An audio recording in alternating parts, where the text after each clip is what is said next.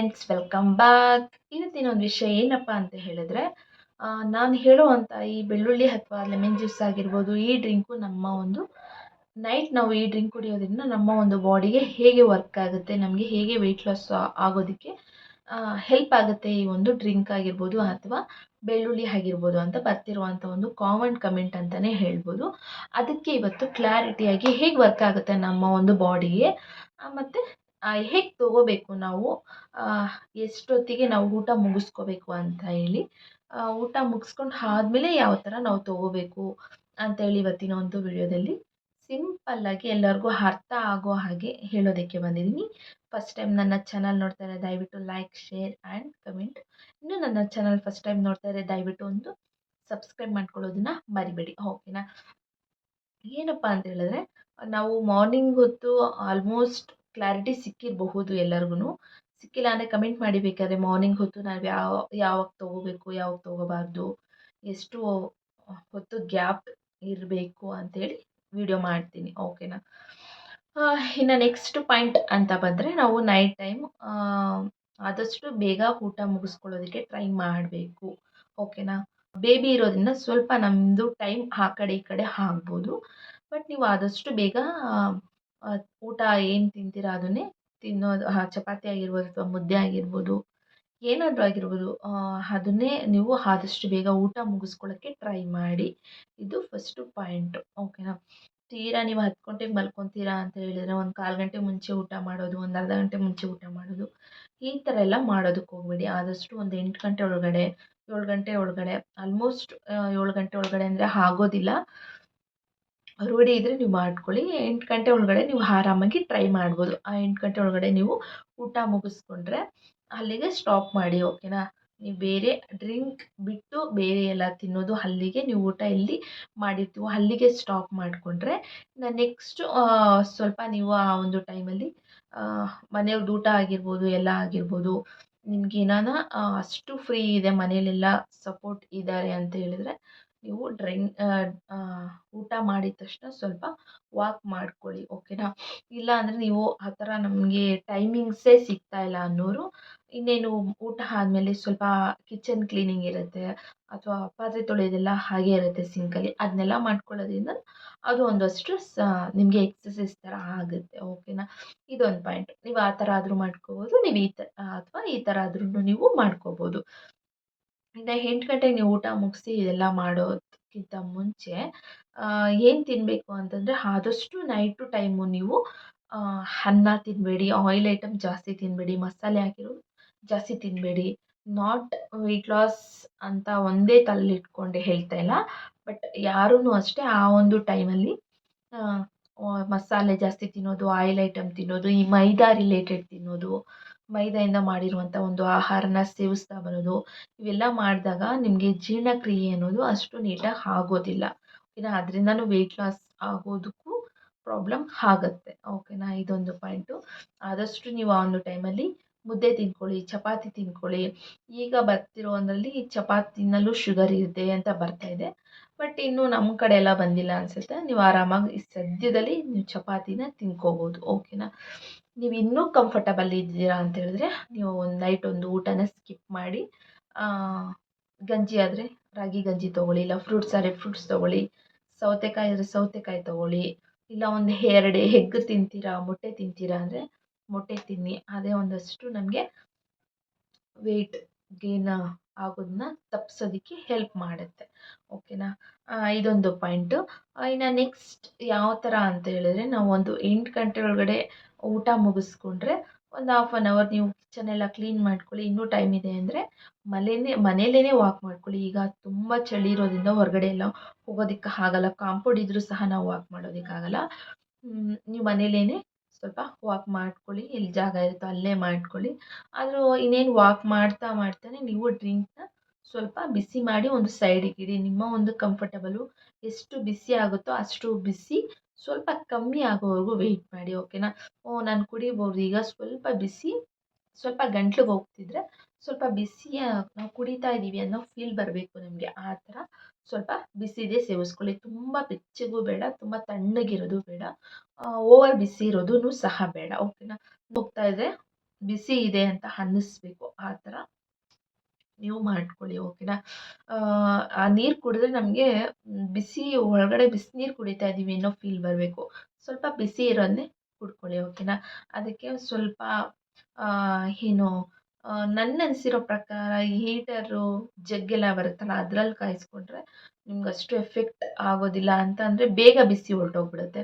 ಅದು ಬಿಸಿ ಮಾಡಿದ ತಕ್ಷಣ ಅದ್ರಲ್ಲಿ ಕುಡಿಬಾರ್ದು ಅಂತಲ್ಲ, ಅದ್ರಲ್ಲಿ ಬಿಸಿ ಮಾಡಿದ ತಕ್ಷಣ ನೀವು ಬೇಗ ತೊಗೊಂಬಿಡ್ಬೇಕು. ವೆಯ್ಟ್ ಮಾಡಿಸೋದಕ್ಕೆಲ್ಲ ಆಗಲ್ಲ. ಬಟ್ ನೀವು ಗ್ಯಾಸಲ್ಲಿ ಬಿಸಿ ಮಾಡಿ ಸ್ವಲ್ಪ ಒಂದು ಕಡೆ ಇಡಿ, ಒಂದು ಅರ್ಧ ಗಂಟೆ ಆದ್ರೂ ಅದು ಬಿಸಿನೇ ಹೋಗೋದಿಲ್ಲ, ಓಕೆನಾ. ಅದು ಸಿಕ್ಕಾಪಟ್ಟೆ ವರ್ಕ್ ಆಗುತ್ತೆ ಅನಿಸುತ್ತೆ ನಮ್ಮ ಒಂದು ಬಾಡಿಗೆ.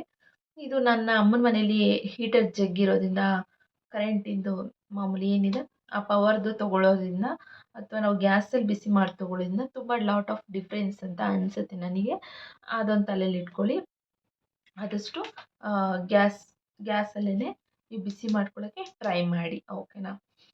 ಇನ್ನು ನೆಕ್ಸ್ಟ್ ಅಂತ ಬಂದರೆ ಯಾವ ಥರ ನಿಮ್ಮ ಒಂದು ಬಾಡಿಗೆ ವರ್ಕ್ ಆಗುತ್ತೆ ಅಂತಂದರೆ, ಯಾವ ಥರ ತೊಗೋಬೇಕು ಅಂದರೆ, ನೀವು ವಾಕ್ ಮಾಡ್ತಾ ಮಾಡ್ತಾನೆ ಬಿಸಿ ನೀರಲ್ಲಿ ಹಾಕಿರುವಂಥ ಒಂದು ಲೆಮೆನ್ನು ಮತ್ತು ಬೆಳ್ಳುಳ್ಳಿ ಏನು ತೊಗೊತಿದ್ದೀರಾ, ವಾಕ್ ಮಾಡ್ತಾ ಮಾಡ್ತಾನೆ ಮಾತ್ರೆ ತೊಗೊತೀರಲ್ಲ ಆ ಥರನೇ ತೊಗೊಂಬಿಡಿ ಅಷ್ಟೇ. ನನ್ನ ಒಂದು ಟ್ರಿಕ್ ಅಷ್ಟೇ ಇದು, ಸಿಂಪಲ್ಲಾಗಿ. ವಾಕ್ ಮಾಡ್ತಿರ್ತೀವಿ, ವಾಕ್ ಮಾಡೋ ಅಂಥ ಒಂದು ಮೈಂಡಲ್ಲೇ ಇರ್ತೀವಿ ನಾವು. ಡ್ರಿಂಕು ಅಥವಾ ಬೆಳ್ಳುಳ್ಳಿ ತೊಗೋಬೇಕು, ತುಂಬ ಕಷ್ಟ ಬೆಳ್ಳುಳ್ಳಿ ತೊಗೋಬೇಕು ಅಂದರೆ, ಅದನ್ನು ತೊಗೊಳ್ಳೇಬೇಕು ಅನ್ನೋ ಒಂದು ಮೈಂಡ್ಸೆಟ್ನಲ್ಲಿ ನಾವಿರೋದಿಲ್ಲ. ಆ ಒಂದು ಟೈಮಲ್ಲೇ ವಾಕ್ ಮಾಡ್ಕೊಂಡು ಹತ್ತಿಂದ ಓಡಾಡ್ಕೊಂಡು ಒಂದೆರಡು ಪೀಚ್ ಬಾಯಿ ಹಾಕ್ಕೊಂಡು ಮಾತ್ರೆ ನುಂಗೋ ಥರ ನುಂಗ್ಬಿಟ್ಟು ಚೆನ್ನಾಗಿ ವಾಕ್ ಮಾಡ್ಕೊಂಬಿಡಿ, ಓಕೆನಾ. ಆವಾಗಲೇ ಸಿಕ್ಕಾಪಟ್ಟೆ ಬಿಸಿ ಆಗುತ್ತೆ ಮೈ, ಓಕೆನಾ. ಬಾಡಿ ಎಲ್ಲ ಬಿಸಿ ಹಾಕುತ್ತೆ. ಆವಾಗ ನಿಮ್ಮ ಒಂದು ಫ್ಯಾಟ್ ಏನಿದೆ ಅದು ಬರ್ನ್ ಆಗ್ತಾ ಬರುತ್ತೆ, ಓಕೆನಾ. ನೆಕ್ಸ್ಟು ನೀವು ಅದನ್ನ ವಾಕ್ ಮಾಡಿ ಅಥವಾ ನೀವು ಒಂದು ಬಿಸಿನೀರು ಕುಡಿದು ಬೆಳ್ಳುಳ್ಳಿ ಕುಡಿದ್ರೆ ಎಷ್ಟೊತ್ತಾದ್ರೂ ನಿಮ್ಮ ಒಂದು ಬಾಡೀಲಿ ನಿಮಗೆ ಮುಟ್ಟಿದ್ರೆ ಆ ಫೀಲ್ ಗೊತ್ತಾಗಲ್ಲ. ನಿಮ್ಗೆ ಒಳಗಡೆ ಏನು ಬಿಸಿ ಆಗ್ತಾ ಇರುತ್ತೆ ಆ ಒಂದು ಫೀಲ್ ನಿಮಗೆ ಗೊತ್ತಾಗುತ್ತೆ, ಓಕೆನಾ. ಈ ಒಂದು ಟ್ರೈ ಮಾಡ್ಬೋದು ನೀವು. ಆ ಥರ ಏನಾರ ನಿಮಗೆ ಜಾಸ್ತಿ ಬಿಸಿ ಆಗೋದು ಈ ಥರ ಎಲ್ಲ ಆದರೆ ಸಿಕ್ಕಾಪಟ್ಟೆ ನಿಮ್ಮ ಒಂದು ಬಾಡಿಗೆ ಅಡ್ಜಸ್ಟ್ ಆಗಿದೆ ಈ ಡ್ರಿಂಕು, ವರ್ಕ್ ಮಾಡ್ತಾ ಇದೆ ನಿಮ್ಮ ಒಂದು ಬಾಡಿಗೆ ಅಂತೇಳಿ ನೀವು ಅರ್ಥ ಮಾಡ್ಕೋಬೋದು, ಓಕೆನಾ. ಈ ಒಂದು ಪಾಯಿಂಟ್ನ ನೀವು ತಲೆಯಲ್ಲಿ ಇಟ್ಕೊಳ್ಳಿ. ಇನ್ನು ನೆಕ್ಸ್ಟ್ ನಿಮ್ಮ ಒಂದು ಏನೇ ಡೌಟ್ ಇದ್ದರೂ ನೀವು ನನಗೆ ಕಮೆಂಟ್ ಮಾಡಿ, ಓಕೆನಾ. ನಾನು ನೆಕ್ಸ್ಟ್ ಪಾಯಿಂಟ್ ಏನು ಹೇಳೋದಕ್ಕೆ ಬರ್ತೀನಿ ಅಂದರೆ, ನೈಟ್ ಟೈಮ್ ಊಟ ಆದಷ್ಟು ಕಮ್ಮಿ ತಿನ್ನಿ. ಚಪಾತಿ ಆಗಿರ್ಬೋದು, ಮುದ್ದೆ ಆಗಿರ್ಬೋದು, ಅದನ್ನೇ ತಿನ್ನಬೇಕು ಅಂತೇಳಿ ಓವರಾಗಿ ತಿನ್ನೋದು ಅದೆಲ್ಲ ಏನು ಮಾಡೋದಕ್ಕೆ ಹೋಗಬೇಡಿ, ಓಕೆನಾ. ಆದಷ್ಟು ಲೈಟ್ ಅಂದರೆ ತುಂಬ ಲೈಟಾಗಿ ತಿನ್ಕೊಳ್ಳಿ, ಓಕೆನಾ. ಬೆಳಗ್ಗೆ ಮಧ್ಯಾಹ್ನ ಕಂಪೇರ್ ಮಾಡಿದ್ರೆ ನೈಟ್ ಊಟನೇ ನಮ್ಮ ಒಂದು ವೆಯ್ಟ್ ಗೇನ್ಗೆ ತುಂಬ ಹೆಲ್ಪ್ ಆಗುತ್ತೆ, ಓಕೆನಾ. ಆ ಒಂದು ಹೆಲ್ಪ್ ಆಗೋದಕ್ಕೆ ನೀವು ಬಿಡೋದಕ್ಕೆ ಹೋಗಬೇಡಿ. ಆದಷ್ಟು ಕಮ್ಮಿ ತಿನ್ಕೊಳ್ಳಿ. ಮುದ್ದೆ ಆದರೆ ಮುದ್ದೆ ತಿಂದು ಅಲ್ಲಿಗೆ ಸ್ಟಾಪ್ ಮಾಡ್ಕೊಳ್ಳಿ. ಇನ್ನು ನಾವು ಆ ಟೈಮಲ್ಲಿ ಊಟ ಮಾಡಿರ್ತೀವಿ ಅಂದರೆ ನೆಕ್ಸ್ಟು ನಮಗೇನು ಫ್ರೂಟ್ಸ್ ತಿನ್ಬೇಕು ಅನ್ಸೋದು, ಮತ್ತೊಂದು ತಿನ್ಬೇಕು ಅನ್ಸೋದು ಅವೆಲ್ಲ ಮಾಡೋದಕ್ಕೆ ಹೋಗಬೇಡಿ, ಓಕೆನಾ. ಎಲ್ಲದರಲ್ಲೂ ಸಹ ಸ್ವೀಟ್ಸ್ ಇದ್ದೇ ಇರುತ್ತೆ. ಓವರ್ ಕ್ಯಾಲೋರಿ ಅನ್ನೋದು ಇದ್ದೇ ಇರುತ್ತೆ. ಆಯಿಲ್ ಐಟಮು ಮತ್ತು ಸ್ವೀಟ್ ಐಟಮಿಂದನೇ ನಾವು ವೆಯ್ಟ್ ಗೇನ್ ಆಗೋದಲ್ಲ, ಎಲ್ಲ ತಿನ್ನೋದ್ರಿಂದನೂ ವೆಯ್ಟ್ ಗೇನ್ ಆಗೋ ಒಂದು ಚಾನ್ಸಸ್ ಜಾಸ್ತಿ ಐತೆ. ಡಿಪೆಂಡ್ಸ್ ಆನ್ ನಿಮ್ಮ ಒಂದು ಬಾಡಿ ಅಂತಲೇ ಹೇಳ್ಬೋದು, ಓಕೆನಾ. ಈ ಒಂದು ಪಾಯಿಂಟು ತಲೆಯಲ್ಲಿ ಇಟ್ಕೊಂಡು ಆದಷ್ಟು ನೈಟ್ ಟೈಮು ಊಟ ಕಮ್ಮಿ ತಿನ್ಕೊಳ್ಳಿ, ಓಕೆನಾ. ಚಪಾತಿಗೆ ಆಯಿಲ್ನ ಕಮ್ಮಿ, ಓಕೆನಾ. ಆಯಿಲೇ ಯೂಸ್ ಮಾಡಬೇಡಿ. ನಮಗೆ ತಿನ್ನೋಕ್ಕಾಗಲ್ಲ, ಅದು ಒಣಗಿರೋ ಥರ ಅನಿಸುತ್ತೆ ಅಂದರೆ ಸ್ವಲ್ಪ ಹಾಕ್ಕೊಳ್ಳಿ.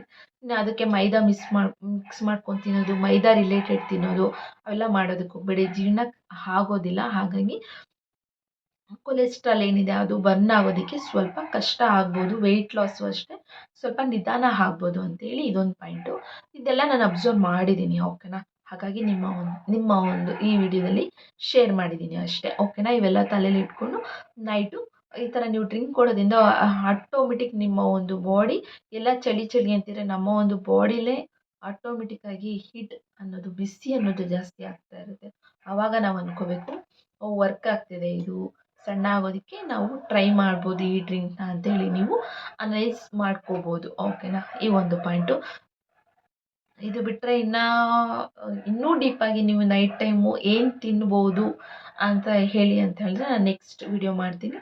ಇನ್ನು ನೆಕ್ಸ್ಟ್ ಕಮೆಂಟ್ಸ್ಗಳಿಗೆ ಅಂತ ಬಂದರೆ ನನಗೆ ಮೇ ಬಿ ಒಂದು 5 ಡೇಸ್ ಆಯಿತು ನಾನು ವಿಡಿಯೋ ಮಾಡಿ. ಅಂದರೆ ಅಕ್ಕ ಮನೆ, ಅಮ್ಮ ಮನೆ ಈ ಥರ ಎಮರ್ಜೆನ್ಸಿಯಾಗಿ ಹೋಗೋ ಸಂದರ್ಭ ಬಂದಿರೋದ್ರಿಂದ ಹೋಗಿದೆ. ಬಟ್ ಒಂದು 5 ಡೇಸ್ 3 ಡೇಸಲ್ಲಿ ನೋಡಿದೆ ನಾನು ಸಿಕ್ಕಾಪಟ್ಟೆ ಒಳ್ಳೆ ಕಮೆಂಟ್ಸ್ ಬರ್ತಾ ಇದೆ. ಕೆಲವ್ರು ಹೇಳ್ತಿದ್ದಾರೆ ನಾನು ಈಗ ಸ್ಟಾರ್ಟ್ ಮಾಡಿದ್ದೀನಿ 1 kg ವೆಯ್ಟ್ ಲಾಸ್ ಆಗಿದ್ದೀನಿ ಮೇಡಮ್ ಥ್ಯಾಂಕ್ ಯು ಅಂತ ಹೇಳಿದ್ದೀರಾ. ಒಬ್ಬರು 5 kg ಸಣ್ಣ ಆಗಿದ್ದೀನಿ ಅಂತ ಹೇಳಿ ಕಮೆಂಟ್ಸ್ ಹಾಕ್ತಿದ್ದೀರಾ. ನಾನು ಈಗ ಸ್ಟಾರ್ಟ್ ಮಾಡಿದ್ದೀನಿ ಅಂತೇಳಿ ಒಂದಷ್ಟು ಪಾಸಿಟಿವ್ ಆಗಿ ಬಂದಿದೆ ಕಮೆಂಟ್ಸ್ಗಳು.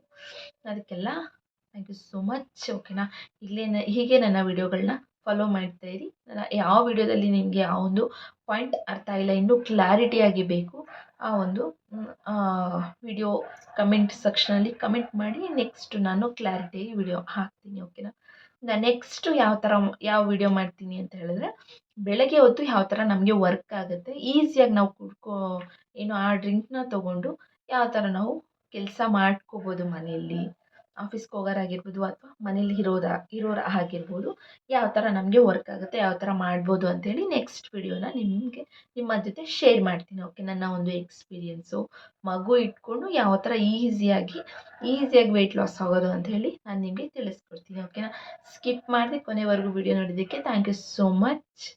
ಹೀಗೆ ನನ್ನ ಒಂದು ಚಾನಲ್ನ ಸಬ್ಸ್ಕ್ರೈಬ್ ಮಾಡ್ಕೊಳ್ಳಿ, ಶೇರ್ ಮಾಡಿ, ನಿಮ್ಮ ಒಂದು ಅಭಿಪ್ರಾಯ ನನ್ನ ಒಂದು ಕಮೆಂಟ್ ಸೆಕ್ಷನಲ್ಲಿ ತಿಳಿಸ್ಕೊಡಿ. Thanks for watching.